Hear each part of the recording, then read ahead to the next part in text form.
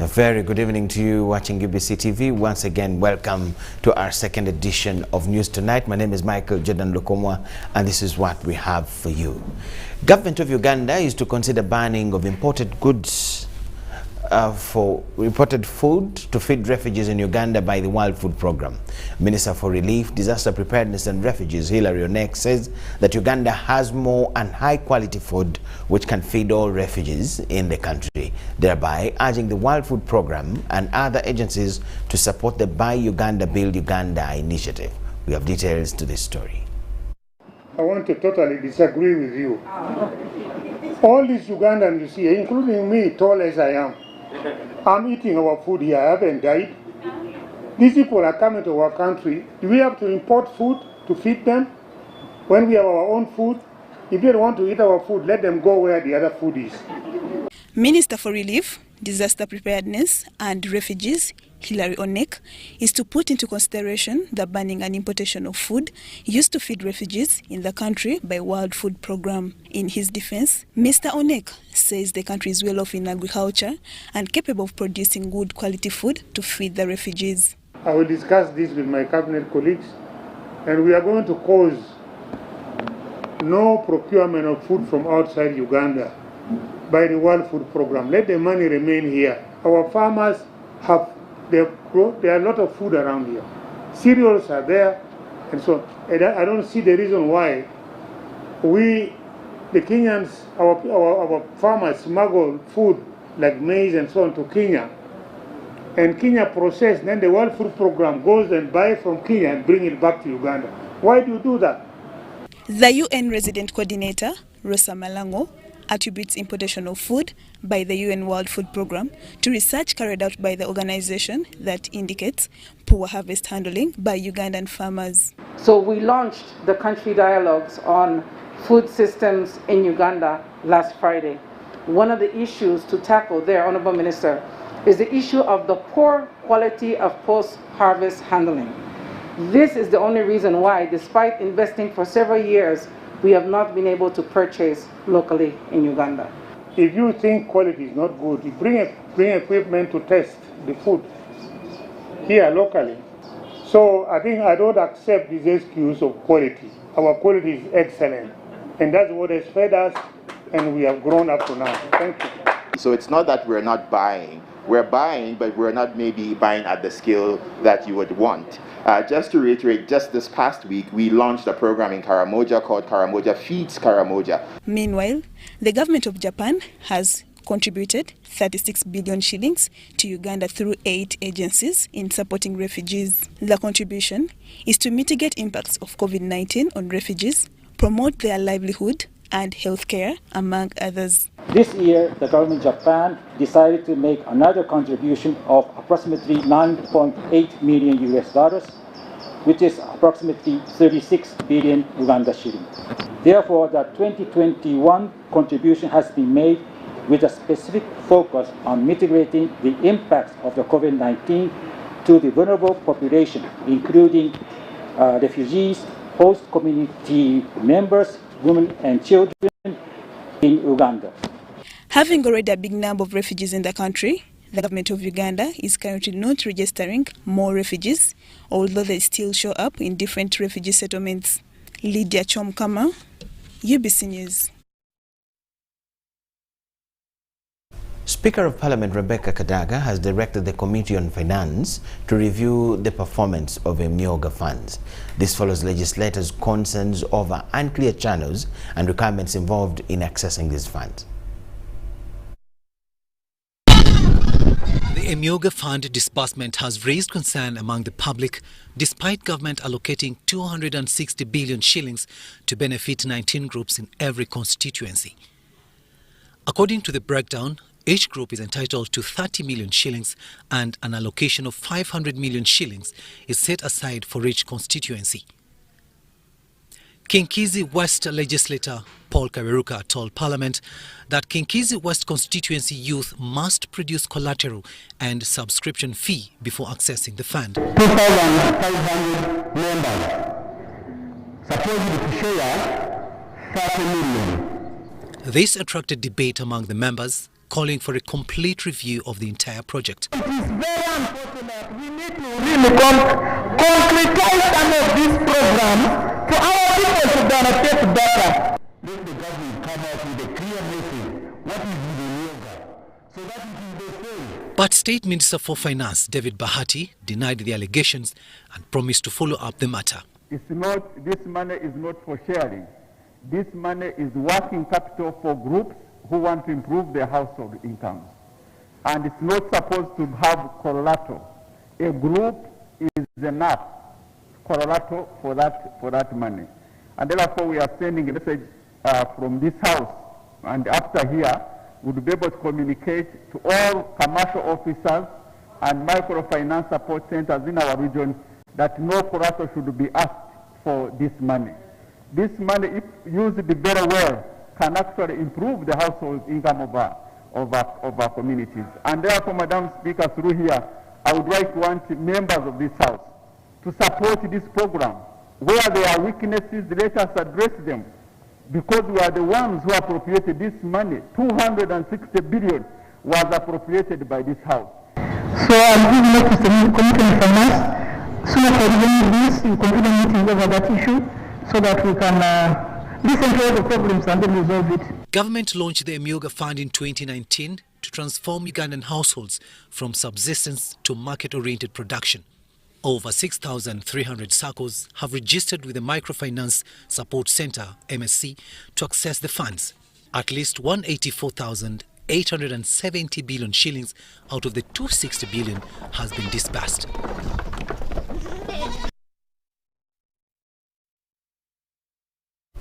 Still in Parliament, the Committee on Finance has faulted Commercial Bank's system of acquiring funds from Uganda Development Bank and then alter interest rates. The committee got information from the Uganda Development Bank that the UDB diverts loans to a section of commercial banks at lower rates, which in turn lend to their clients at double interest rates. The great cry of the day was after the committee realized that among the diverted funds was part of the 455 billion shillings disbursed to UDB meant to support sectors most hit by the COVID-19. The Minister for Finance, Planning and Economic Development, Nakakoni Kasaija, denied having information of the vice. Our parliamentary reporter, Daniel Mugoya, has the details on this. After a series of disappointments with several committees of the August House, Minister for Finance, Planning and Economic Development, Nakakoni Kasaija, in company of representatives of sector agencies, went to the Finance Committee of Parliament to bridge the queries by the members of Parliament relating to issues of accountability. And we have to be open and we have to be accountable. As the Ministry of Finance seeks for Parliament's budget approval of 41 trillion shillings for financial year 2021-2022, the ticking clock has since failed to favor the urgency of the budget approval. Officials from Uganda Development Bank, led by their Chief Executive Officer Patricia Ojangole, could not defend the criteria of acquiring loans at Uganda Development Bank as the legislators poked holes in the management of 455 billion shillings disbursed as COVID-19 stimulus package. The MPs concluded that the stimulus package was instead used to recapitalize Uganda Development Bank. And facilitated projects which were already in a pipeline. Yes. I've been thinking that maybe the misconception or misunderstanding of this funding comes from the name package. Because, you know, when you call it stimulus package, I think that the expectation is it should be some maybe bailout or some grant, and I think that is what was expected. And so now you find that the way we are deploying the money is not meeting a lot of expectations. The members of Parliament learnt of what they described as influence by the Finance Ministry after another memorandum of understanding was penned between Uganda Development Bank and Minister of Finance, Planning and Economic Development to manage the disbursed COVID-19 stimulus funds. Yet initially, it was Uganda Development Bank to take overall charge of the funds. But the point we have picked is, in special circumstances, for one reason or the other, someone may benefit from a UDB loan. Patricia Ojangoli, the UDBL CEO, has also refuted media reports that construction of Akamwesi complex along Gayaza Road is part of a borrowing from the COVID-19 recovery budget. Ms. Patricia, however, did not deny having business with the owner of Akamwesi Mall. Like I said, we motivated for this project as a social infrastructure project in terms of improving the status or economics status of people that live that side. And in addition to that, Improve their status how? Is it a charity? No. You just don't go there as a UDB and without the government of Uganda and borrow the money. It is the government of Uganda that has set you up to do that and says you can also borrow and do business. So funding Akamwesi, if it was without the criteria, it was wrong. The disappointment at the committee meeting was fueled further after Post Bank officials informed the members of parliament that they secured part of the COVID-19 recovery funds share in form of loan from Uganda Development Bank at an interest rate of 10% and lending to their clients at 20%. This further irked the legislators after Minister Matia Kasaija denied information of the vice. I think to me that is the issue. Why can't, and UDB is just lending to Post Bank government money. Maybe let me ask, since the chief is here, why? I don't know why. Why? If money, if you came and picked money from UDB at 10%, why should you go and lend it at 20%? Maybe let them answer. It is purely the cost of doing business. We have to pay salaries. We have to maintain technology infrastructure. We have to. But I hope, Minister, have taken note. Let's monitor the not activities. take a lot of time on this. That's why you should restrict UDB from doing that because it defeats the intention. Maybe that is an area to consider for improvement, so that the money can come direct to Post Bank. Daniel Mugoya, UBC News. 5 teachers in Tororo district have been arrested and detained at Tororo Central Police Station for reopening all classes, including nursery. Security says the culprits will be prosecuted. Security personnel in Tororo district pitched camp at various schools in the district to check head teachers who are defying the Ministry of Education's guidelines of having minors attending school as well as mixing the syllabus. The operation targeted primary and nursery schools that defied the Ministry of Health guidelines on stopping the spread of COVID-19. At Starlight Primary School and Nursery School, authority rushed to mix up classes after realizing police were approaching. Police later interacted with the learners who revealed their true classes. Which class is this? E2. Security officers later arrested the school headmistress.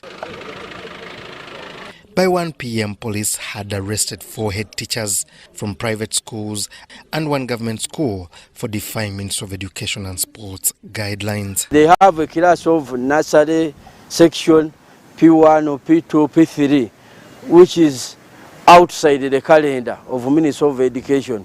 We have arrested them. We are going to take them to police so that they can answer their charges. Private school teachers, through their association, have called for dialogue to resolve the problem, although security wants the culprits prosecuted. Since we are from the time when there was total hopelessness for teachers in private schools, and now we are trying to see some small light at the end of the tunnel. Let the district education office not close those schools, but rather they should inspect and find out that those schools that are opening classes that are not supposed to be at school at this material time, they should tell the children to go back and warn the school administrators not to bring those children at school until the right time comes. We are in the border district near Kenya. Kenya, they are implementing, there is a lockdown, which means some of our neighbors, they can cross to Tororo, which is a near district, and infect our community with the coronavirus. The arrested are held at Tororo Central Police Station.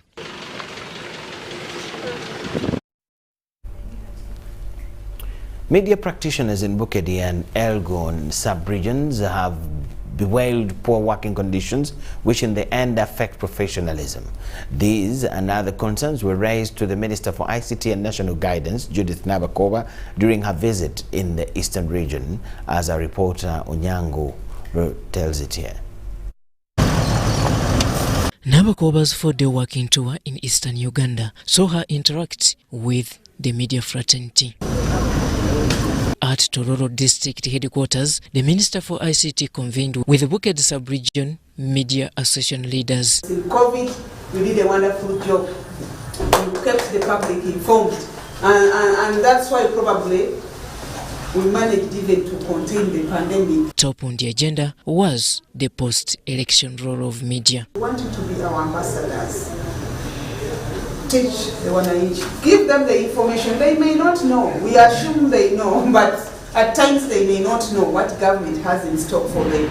But if we tell them that government is doing this, government has this, and these are the channels of participating and involving yourselves in these programs, that's when we can have feedback and probably an impact created. The little attention and awareness of government projects by the regional media topped the minister's communication. However, their responses were also worth noting down. That at times they call us as government people to appear for the 1 hour which is given to us a week.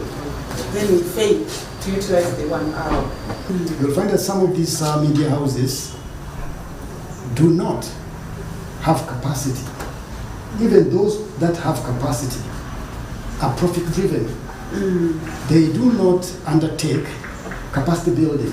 Even come in an organized manner to benefit from government programs, but you never see any. Now, what do we end up doing? We end up criticizing the ones which are there because we are failed to benefit from them all. Because now we have applied, we have bought, we failed to get. We start speaking against it, how it is bad, how it is not helping. The engagement was attended by, among others, the resident District Commissioner Tororo District, the LC5 chairperson, and the District Police Commander.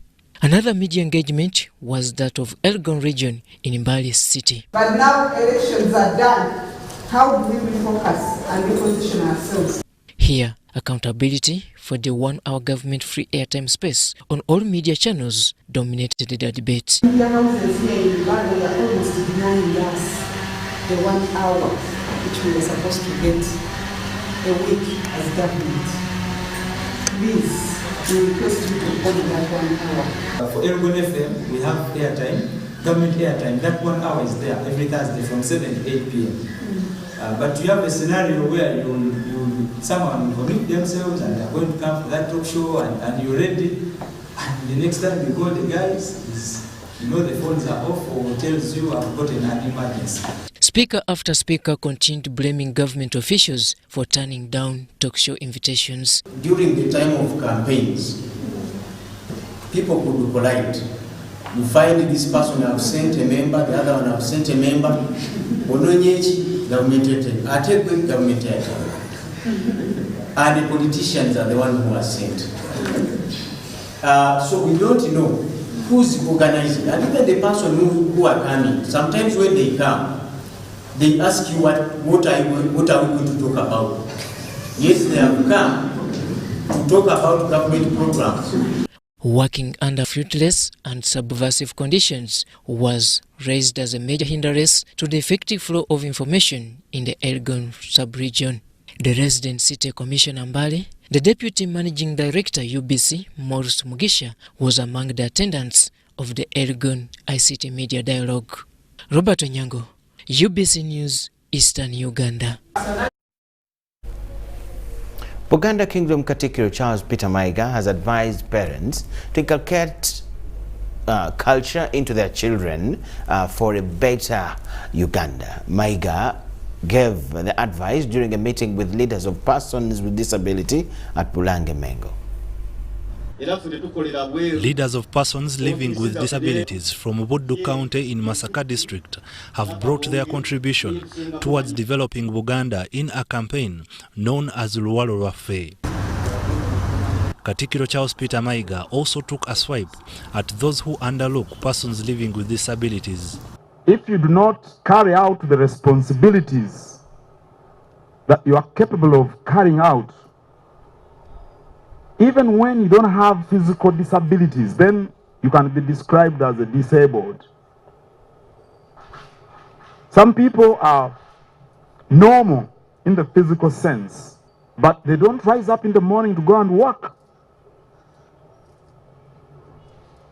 Others can see, they've got normal sight,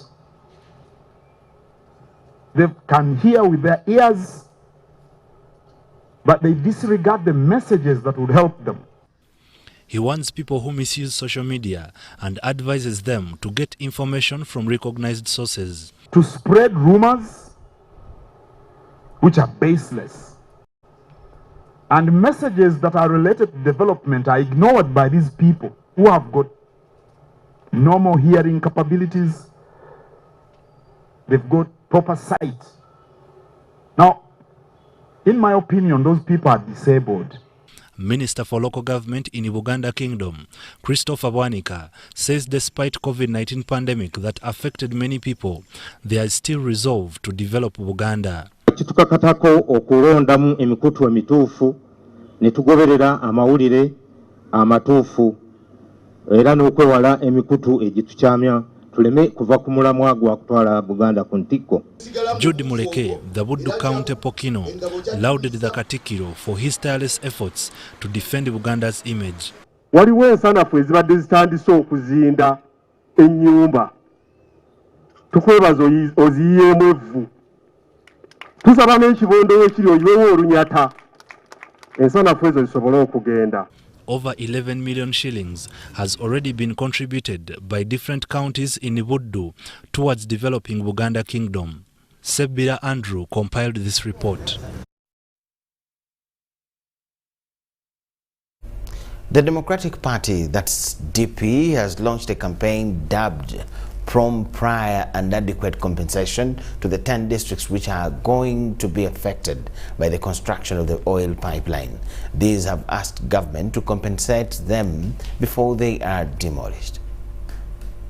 A few weeks ago, President Yoweri Kaguta Museveni and his Tanzanian counterpart, High Excellency Samia Suluhu, signed an agreement for construction of the East Africa crude oil pipeline. This agreement is an auspicious occasion. The over 1,400-kilometer pipeline will pass through several districts in Uganda, including Chankwanzi. Now Democratic Party President Norbert Mao has asked government to compensate the affected district residents through whose land the oil pipeline will pass. To urgently and without any delay compensate the landowners in the 10 districts where the pipeline is going to pass: Hoima, Chikube, Kakumiro, Mubende, Chankwanzi, Gomba, Rakai, Luengo, Chotera and Sembabule. The Constitution requires that anybody whose land is acquired for a public project must be paid at the market rate before the acquisition. Mao says they're going to engage all people from those districts and their branch leaders to find ways on how they can demand and defend their rights. We are going to work through our branches in those districts to campaign alongside the citizens so that they are compensated. Citizens have to know that human rights are only enforced by communities that are organized. In the same conference, Norbert Mao tasked government to do more in the fight against corruption. The idea of creating a multiplicity of agencies is not working. When Entebbe Expressway was being built, it was built at an exorbitant cost. That fish rots from the head. We must start tackling corruption from the top. Meanwhile, Norbert Mao is concerned about the public speculations regarding Kabakaran Mwenda Mutebi's recent health condition, urging the public to stop circulating false information. Since social media is awash with the discussions about the health of the king. Many people do not know how much courage it takes for someone facing health challenges to get out in public. The big mouths on social media are simply arrogating to themselves the right to talk as if they are experts. Shaidat Nasaku, UBC News. We take a very short break. On return, we'll have more.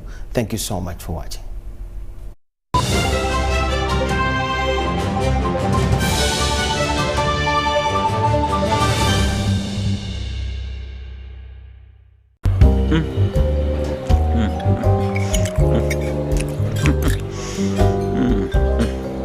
Great.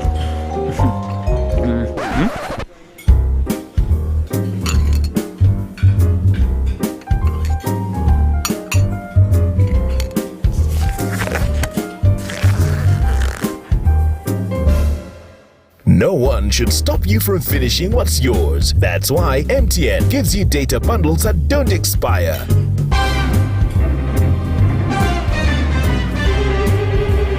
Load MTN Freedom Bundles using My MTN app and enjoy the freedom to finish your data bundles. MTN.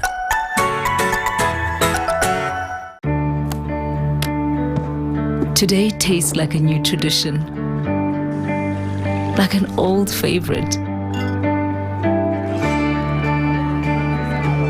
Tastes like all hands on deck and all eyes on the prize. Today tastes like a piece of the action. And it never tasted this good.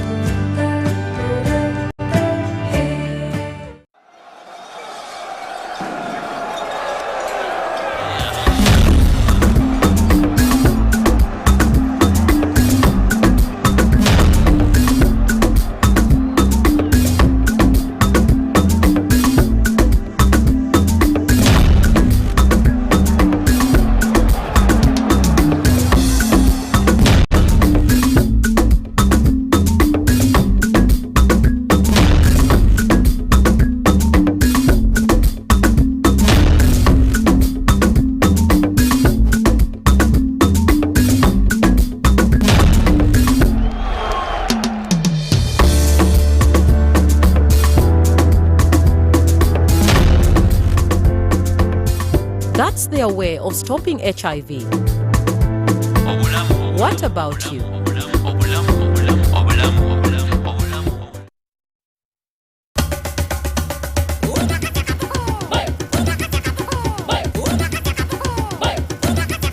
Experience 100% 4G speeds across Uganda with the Airtel 4G Pocket Wi-Fi available at 123,000 shillings only. It comes with a backup battery and 15 GB free for 1 month. Visit the nearest Airtel shop, device selling shop or Airtel online shop. www.airtel.co.ug/broadband-discover. Airtel, the smartphone network.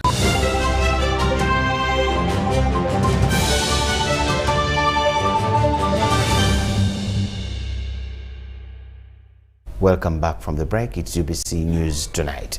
Civil society organizations under their umbrella Coalition Kampala Young Women on Elimination of Violence Against Women and Girls has called upon law enforcement agencies and government to prioritize responses on violence and also for the public to amplify voices against the vice among communities, to encourage survivors, report cases and bring perpetrators to book. While releasing a report on violence during COVID-19 lockdown, the Executive Director, Girls Forum International, Esther Namboka, said that many cases remain unreported because most of the victims stayed silent since the courts were on lockdown. And I got one case which pained me very much. There's a man staying together with the children, girls. But the one side get pregnant with their own father in this place. Cases of gender-based violence were reported in Kampala during the COVID-19 lockdown. Parents in Agurugo Down witnessed teenage pregnancies, which resulted in 2 young parents. That and many others are some of the findings from a report by a coalition of civil society organizations that include Girls Forum International, Miss Uganda Foundation and Uganda Women's Alliance on Human Rights from different parts of Kampala. Economically, women, especially those that were vending on streets and those working in industries, were affected by the lockdown. Many no longer have capital, while others have resorted to prostitution for survival. They don't have capital, so most of them, their mindset has turned into thinking that the only capital I have is my body. Therefore, I need to use my body to earn a living. In addition to increased cases of defilement, human rights violations are reported in Chisenyi that were perpetuated by police while enforcing curfew during the lockdown.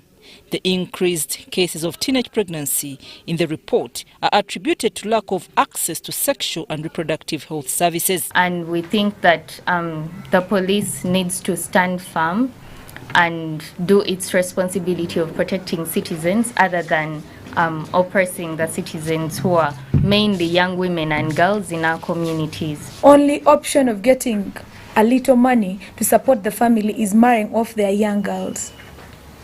Still, at the end of the day, young people have not had information decimated to them in terms of sexual reproductive health and rights. These women organizations now recommend that violence against women and girls be given priority by law enforcement officers, plus providing shelter to victims. And encourage survivors to report cases and bring perpetrators to book, to police. Therefore, if at all many people had reported these cases, then would be having even worse statistics compared to these. But because of the limited movement, many of the victims suffered in silence. Assistant Superintendent of Police, ASP Asimwe Darius, OC Sadlawe Naguru, advises CSOs to walk the talk. Advise that if those people are there, they should not stop. Just talking that I was violated by an officer. Let us go and report. Not only talk about ending violence, let us act. CSOs also emphasize the need for government to economically empower and support women and girls to achieve results in the fight against gender-based violence. I'm Nafka Farida in Naguru. The 2020 police crime report has shown an increase in the cases of defilement and incest. The report highlighted guardians, parents and teachers as leading perpetrators.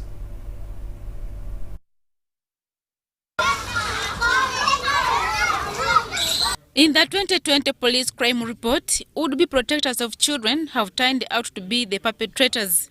The report showed that cases of defilement and incest were the most reported, with guardians, parents and teachers topping the list of perpetrators. The police report indicates that out of the 14,134 defilement cases, 301 children were defiled by suspects who were HIV positive. The perpetrators included 120 guardians, 120 parents, and 55 teachers. In trying to find out the community experiences as far as child abuse is concerned, we visited Naguru, a state suburb, and indeed, residents here shared their experiences. The LC3 woman councillor-elect for Naguru 2 parish, Asiro Florence, shares a story of a 12-year-old girl who was defiled and impregnated by her own father. To know this story because I was going back to give thanks to my voters who give me a vote, but I get a report. Someone told me that, do you know this? Your voters went back to the village because the father pregnanted the girl. Now they went back to the village. Then I feel very sad. Even boys have not been spared. Dennis Onyoti, the chairperson for Naguru 2, also shares a story of a 12-year-old boy who was sodomized by a neighbor. The boy was sleeping with another man who is a neighbor. You get the point? Not with the parent. So it is that man who is also a born again. In fact, the man is a born again. I want to be very honest with that. He picked that boy from their family. I like the boy. Let the boy sleep in my house. So the man started accommodating the boy. Kumbe, he was turning the boy into a woman at night, until it was discovered by the tita from school.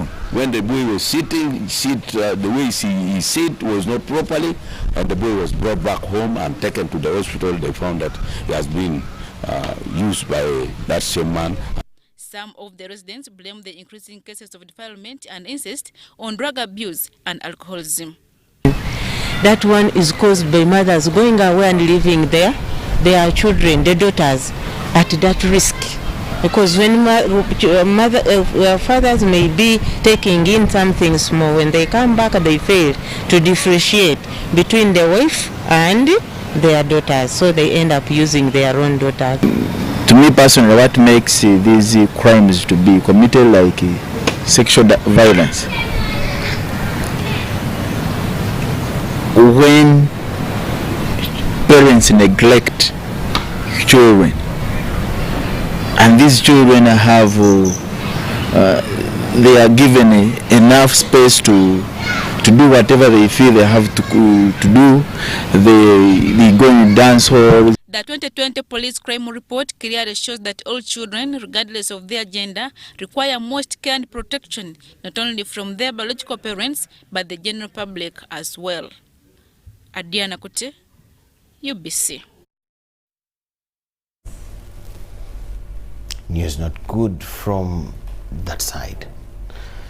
Uganda Wildlife Authority has closed and taken over full charge of Ziwa Rhino Sanctuary following persistent misunderstandings between Rhino Fund Uganda and the wildlife ranchers, the owners of the land where the rhinos are being bred.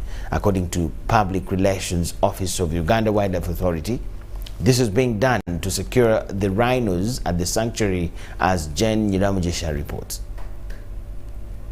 Following persistent misunderstandings over management of Ziwa Rhino Sanctuary, Uganda Wildlife Authority (UWA) has effective Tuesday closed the sanctuary and taken over full control. Uganda Wildlife Authority Public Relations Officer Bashir Hanji says this has been done in order to secure the life of the rhinos at the sanctuary.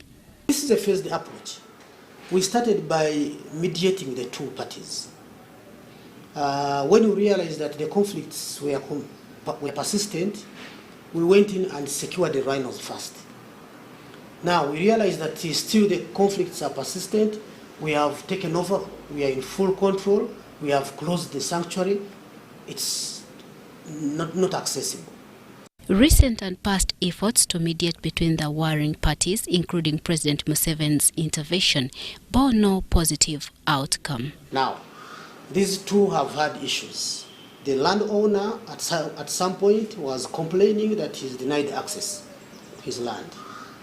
And at some point, the landowner felt that the people who are managing the rhinos, they had put up other facilities which were not part of the initial agreement. Now, as a result of these disagreements, even the president got involved in the discussions between the two parties. But every time the two parties sit on the table, what they agree on, when they go back, you hear this one are choosing the other of going against the agreed position. All business at the sanctuary, including tourist visits, has been closed until further notice. We have suspended all business activities in the sanctuary until further notice. Mr. Bashir says that if the parties fail to come to a mutual agreement, the government will consider introducing the rhinos into the wild. Now, what next? The next thing is to plan to take the rhinos into the wild in one of the parks. That's the direction we should be taking. That is if these parties don't reach an agreement. Our efforts to speak to both Rhino Fund Uganda and wildlife ranchers, the two parties in the sanctuary storm, were futile as both failed to respond to our repeated calls. At the time of its closure, Ziwa Rhino Sanctuary had 33 rhinos, something conservationists say is one of the most successful breeding projects on the continent. Jen Nyiramugisha, reporting for UBC News. Christian Life Church Pastor Jackson Senyonga has refuted allegations by fellow pastors in Greater Luwero that he embezzled and swindled money given to them by President Yoweri Museveni. The pastors alleged that the money was swindled was for construction of permanent structures for their churches in the Greater Luero area.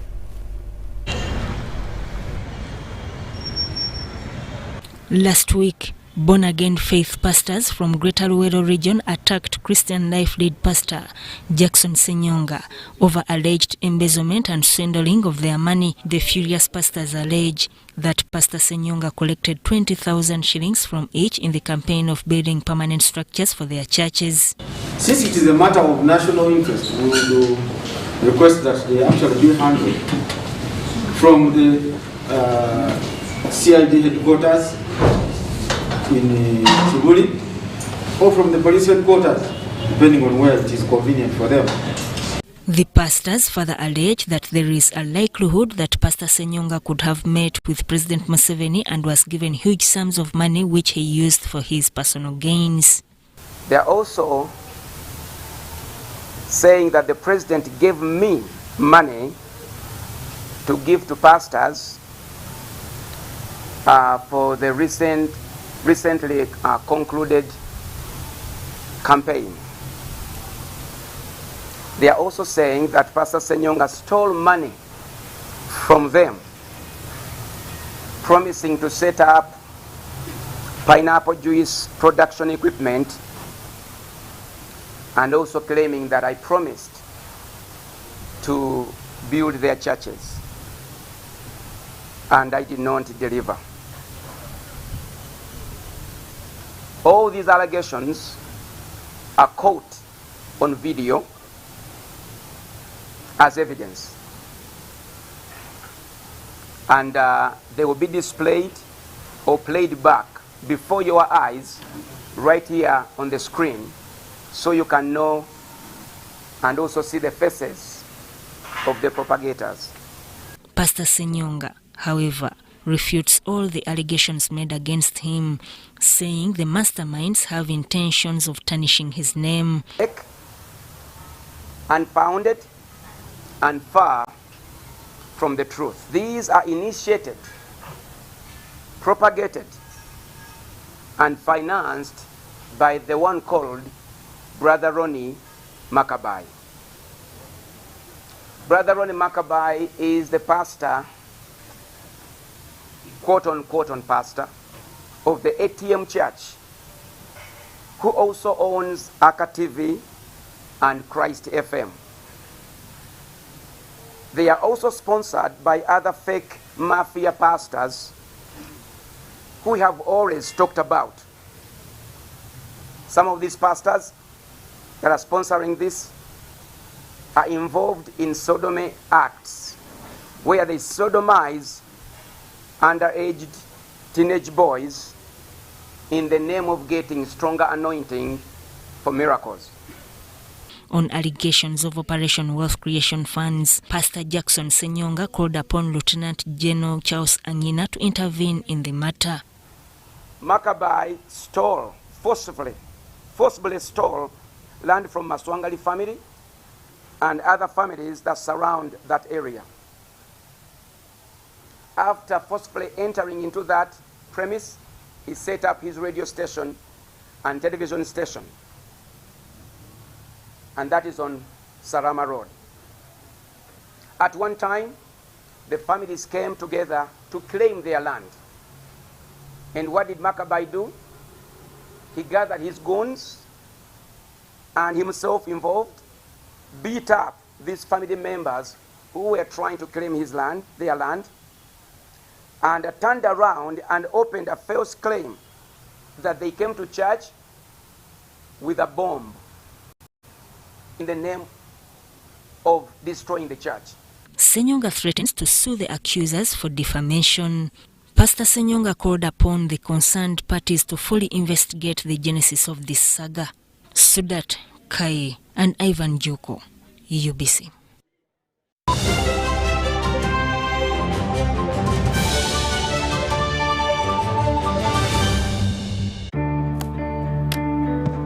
Today tastes like a new tradition, like an old favorite. Tastes like all hands on deck and all eyes on the prize. Today tastes like a piece of the action. And it never tasted this good. Do business with Airtel.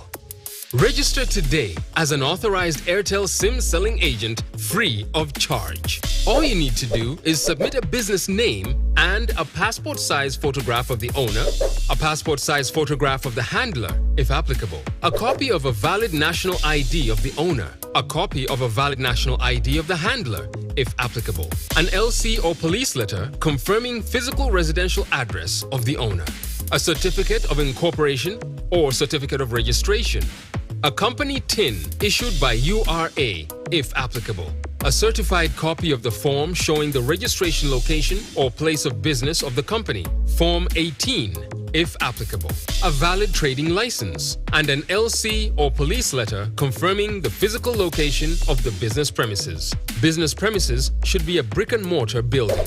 Verification of the submitted documents will take a maximum of 3 working days, still free of charge. Upon meeting all requirements, Airtel will provide training and customized branding material for your business location, still free of charge. You will be given a fingerprint scanner and a phone to enable customer SIM card registration, also free of charge. For registration inquiries, call us today on 100. Press 2 to know more. Airtel, the smartphone network. Airtel is regulated by Uganda Communications Commission. 2020 was the year the tourism sector got disconnected. But this year, we reconnect. To leads, growth, to industry experts, to wider markets, to untapped potential. Be part of the first ever virtual Pearl of Africa Tourism Expo and engage with industry experts from around the world. Find out how you can grow your leads, put your tourism business back on the map, and a whole lot more. Sign up for free at www.poate.co.ug/register and reconnect with your world. The Pearl of Africa Tourism Expo runs from the 27th to the 29th of April 2021 and is proudly brought to you by Uganda Tourism Board.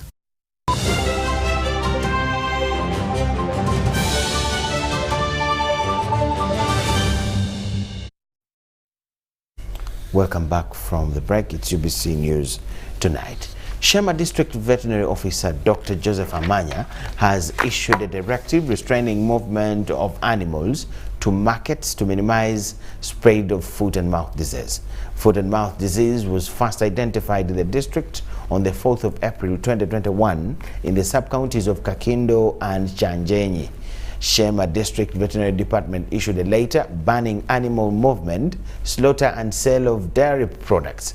Another FMD case was reported in Kigarama sub-county on Monday this week. And we have since confirmed from the NADE club in Entebbe of serotype O FMD in Shema. Before that, there are some sub-counties that we had put on lockdown, where we restricted all movements of animals in and out of those sub-counties and stopped trading of all animal related products, milk, meat, hides, ghee, you can name it. So from the 19th, when the results came in, we are already receiving reports that the disease had crossed to another sub-county, neighboring sub-county of Chigarama. And of course we have also received some threats from livestock markets, because animals move from all kinds of places to access the livestock markets. So from yesterday we have put more measures to make sure that the disease remains in a few farms where it has been confirmed.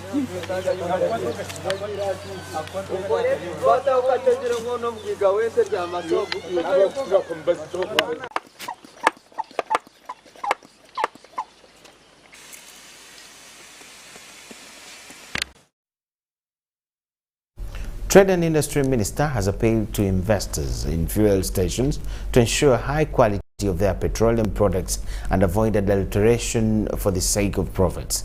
Amelia Ann Chambade, the minister, cautioned the business community while launching a new and diversified Starbucks fuel station at Chevando in Kampala. In other development, Absa Bank has released its 2020 financial results, showing relative growth amidst the COVID-19 pandemic. Despite a tough year owing to the economic impact of the COVID-19 pandemic, Absa Bank achieved a total revenue of Uganda shillings 316 billion. The bank registered 41 billion shillings in profits after tax. This resilient performance was underpinned by a growth in net interest income, demonstrating our continued commitment to meet our customers' needs in bringing their possibilities to life. Demonstrating our commitment to support our customers' credit needs, our gross loans grew to 1.5 trillion Ugandan shillings, maintaining a 3-year compounded annual growth of 9.6%. The pandemic and subsequent lockdowns led to a slowdown of the economy, with the real GDP for the calendar year 2020 expected to have contracted by 1% after growing by 7.5% in 2019. We more or less had a flat year. And why did we have a flat year? We saw growth in our deposits. We also saw growth in our loans, ultimately improving our interest income. But however, we had a period of 3 months lockdown where customers were not enjoying our services, care of COVID-19 pandemic produced historic declines in the economic activities. According to the International Monetary Fund, the global GDP contracted by 3.5% in 2020. Meanwhile, local and foreign investors dealing in petroleum products have been urged to prioritize youth when recruiting staff and ensure their products, whether diesel or petroleum, are of the required standards. I'm glad you're going to avail opportunities for employment, but even revenue for us to celebrate as government. When we see these new innovations, we celebrate over the revenue that we are going to attain. I urge the management of Starbucks to ensure that you have quality products, because some of the companies that have come up are renowned for poor quality. For example, fuel, they mix it with all sorts of products. I don't want you to go that way. The Trade and Industry Minister, Amelia Chambade, made the remarks at the launch of a new Starbucks gas station and Star Cafe in Chevando, a Kampala suburb. The steady growth of Starbucks to becoming the third largest oil marketing company in Uganda in just 10 years is credited on a conducive investment environment. Security in the country has been very good. I know in some countries you cannot construct a petrol station throughout. You will have disruptions, but in Uganda we are very privileged. Most of the stations we construct them within maximum of 6 months. This is a dream come true, that we can have a local petroleum company rise up and put up a very good spirited fight and beat some of these giants. Some months we beat them in terms of volume. That has not gone easy. In the 2020 Consumer Choice Awards, the company scooped a Platinum Award and a Gold Award in 2 categories. Dennis Igoa for UBC Business. On the international scene, Chad's President Idriss Deby has died of injuries following clashes with rebels in the north of the country at the weekend, the army has announced. The announcement came a day after provisional election results had projected he won a 6th term in office. The government and parliament have been dissolved. A curfew has also been imposed and the borders have been shut. At the age of 68, he spent more than 3 decades in power and was one of Africa's longest-serving leaders. An army officer by training, he came to power in 1990 through an armed uprising. He was a long-time ally of France and other Western powers in the battle against jihadist groups in the Sahel region of Africa. Deby pressed his last defending the sovereign nation on the battlefield. An army general said in a televised statement.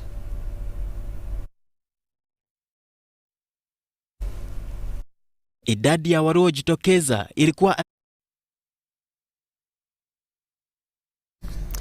In sport, a total of 273,810 new COVID-19 cases were reported in India in the past 24 hours, marking the highest ever single-day spike since the outbreak started in the country, according to data released in India's health ministry on Monday. The newly added cases pushed the nation's total tally to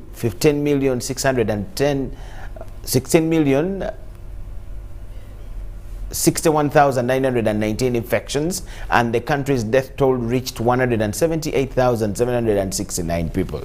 According to official data, the number of newly confirmed cases in a single day in India exceeded 100,000 for the first time on April 5th, and on the 15th of April, the number exceeded 200 for the first time. Monday was the 5th consecutive day that the country reported more than 200,000 new cases in a single day. In addition to New Delhi, multiple regions across India also announced plans to tighten the pandemic prevention and control measures.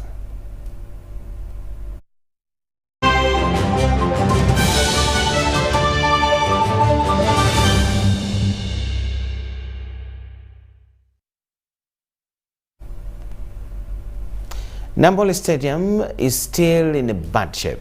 Minister of State for Sports Hamson Obua confirms that the ministry is still underfunded to refurbish the stadium that doubles as a COVID-19 facility. Of Uganda has questioned the state of Nambole Stadium after reports of the facility being unusable for sports activities. This follows confirmation that the stadium will not be in position to host the upcoming World Cup qualifiers. Recently, the stadium was equally designated to host COVID-19 patients, but even after numbers of COVID-19 cases drastically reducing, the facility is yet to be handed over to the Minister of Sports. Uganda has hosted its Africa Cup of Nations qualifier games at St. Mary's Stadium in Chitende, the only available facility right now to host football games to international standards. Which is our stadium that is meant to be supporting us when we are hosting international games as well. It's like out of use. I've been seeing in the media that FIFA has put a ban on the activities in Nambole, most especially hosting international games. And I don't know whether that applies even to local games. Madam Speaker, this pertains me because it comes at a time when our icon, Benito Nambole, is retiring. Does it mean that the government is retiring from supporting Nambole at the time when Onyango is retiring? Plans of hosting World Cup qualifier games in neighboring countries like Kenya and Tanzania have also been discussed. Initially, Nambole Stadium was a home for games like netball and athletics, as well as other league games at the same facility. It is not clear whether Nambole Stadium will be renovated this financial year, since the sports docket is underfunded.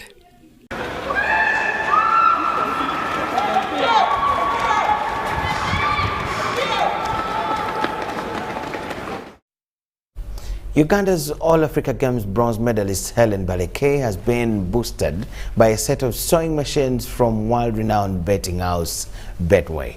These 4 state-of-the-art sewing machines are to help this former pugilist alongside her other colleagues that reside in the Chimwanyi zone of the Katanga slum in Kampala. Just 3 years after boxing her way to the All-Africa Games bronze medal in Morocco, Helen Baleke's life had taken a nosedive for the worse. She struggled to make ends meet in Chimwanyi zone of the Katanga slum. Her plight caught the attention of several people and companies, the latest being Betway, which has provided 4 industrial sewing machines to help boost her tailoring business. Mbadde sikisuubira kyalinga kiroto okusooka nga bankubidde kasimu era live eyampita nendowooza nti oba ajja kusaaga busaazi nenga kangende bugenzi nali sikikiriza nti nganzo omuntu omukatanga betu esobola okuvayo nejja okubeera ng'etudduukirira butuufu batuwadde katimba kuvuba chance enebeera yaffe embi gikozesa bubi. Baleke has over the years been an agent of change among peers in the ghetto. She now has enough to propel success amongst the 27 women as she works with directly, and this not forgetting the trickle-down effect. Miss Helen Baleke supports other ladies, a group of 26 people that are doing an entrepreneurship job that is very excellent, of producing materials that they go out on the street and sell. This helps them sustain their income. As Betway Uganda, we love the game, we love athletes, we love people that support the game and that have excelled. And this is a small token to help Helen and her team to start having a sustainable income. The local area leadership is certain that the offer by Betway will blend well. It will assist because many of them will divert from idleness, from drug addictions, and these unwanted teenage pregnancies by getting involved in this beneficial and productive skills. With this improvement in equipment, Baleke and her company will increase their production of clothes and crafts, among others, to beat the competition in the market. John Barnes, Sentamu, reporting.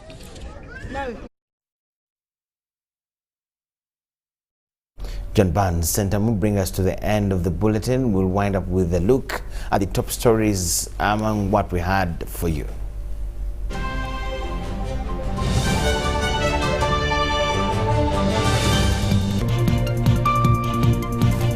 Government considering banning of imported foods for refugees in Uganda by the UN World Food Programme.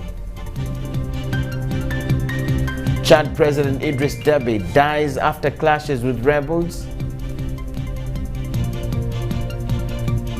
India records highest single-day rise of nearly 275,000 COVID-19 cases. While Betway boosts All Africa Games bronze medalist Helen Baleke with sewing machine.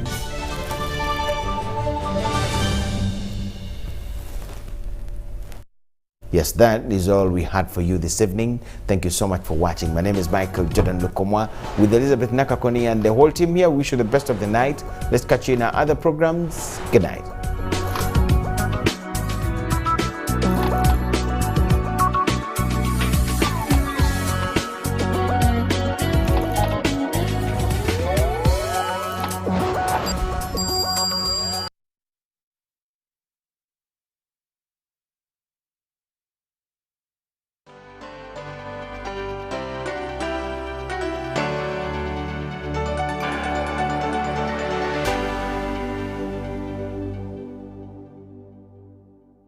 Pick of the day on UBC, brought to you by